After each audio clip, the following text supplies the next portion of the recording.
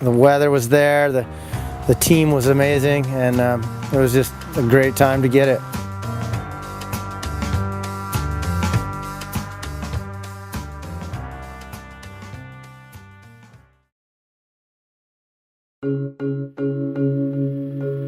A couple weeks after Meteorite, the conditions presented themselves to take a look at the Tusk. Preparing for the Tusk was definitely humbling. I knew that getting off the top of that peak was going to be difficult. Getting ready to head up to the Tusk to take a look and see if we can descend it from the summit.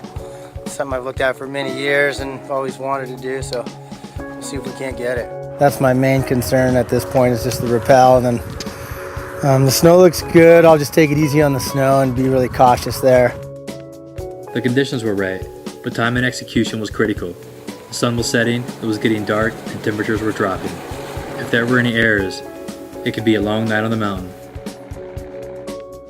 The flight into the Tusk was definitely scary. I knew that as soon as I stepped out of the helicopter, I was on my own, and it was late. I was knew if anything happened, I'd be bivvying out for the night, and it just built it all up. I just really went into my own head and really had to just make sure it was something I was willing to do, because I knew once I stepped out of that helicopter I couldn't rely on it, and if anything went wrong I knew I was going to bivvy out, and if I was injured I knew nothing could happen till the next day.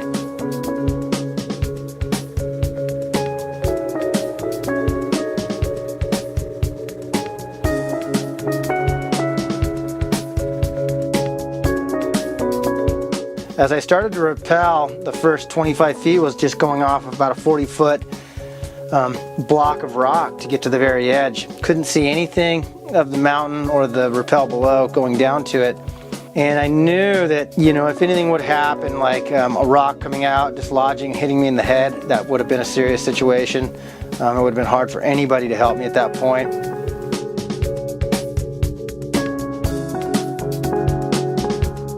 And I also knew that I had to steer the rope into the sweet spot, into the places where the rock wasn't so sharp. And that was challenging. That took a lot of footwork. I ended up rappelling down and working against the rope to my left. So I steered the rope into the, away from sharp areas and into smooth areas. And so I steered the rope and I made sure it laid into the sweet spot in many places.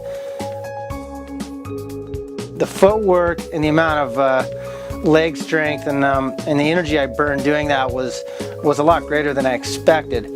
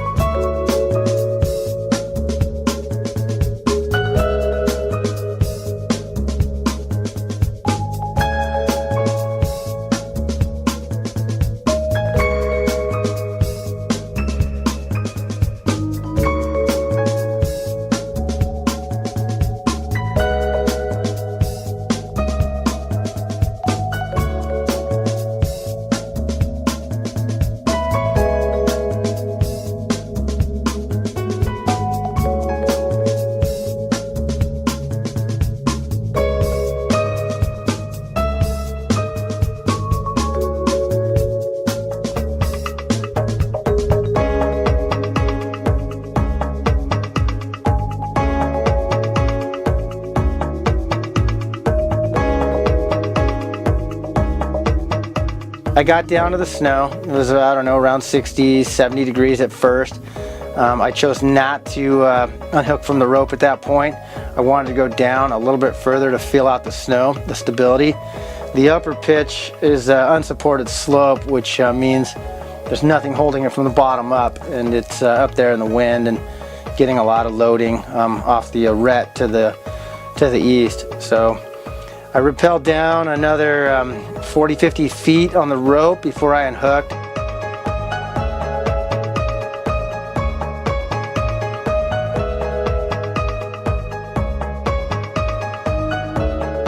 On rappel, Dean worked against the rope for 220 feet.